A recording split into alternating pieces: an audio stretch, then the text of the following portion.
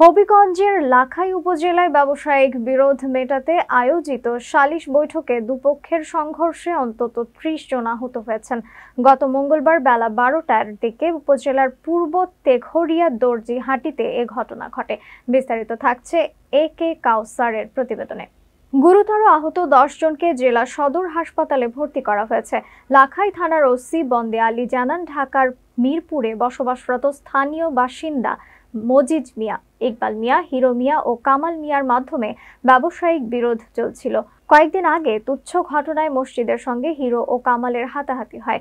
ঈদের ছুটিতে এলাকায় আসার পর উভয় পক্ষের সমঝোতার জন্য সালিশ বৈঠকের আয়োজন করা হয়, কিন্তু বৈঠকের এক পর্যায়ে কথা কাটাকাটি থেকে সংঘর্ষ বেঁধে যায়। দুপক্ষ টেঁটা ও লাঠিসোঁটা নিয়ে সংঘর্ষে জড়িয়ে পড়ে। এতে অন্তত ৩০ জন আহত হন।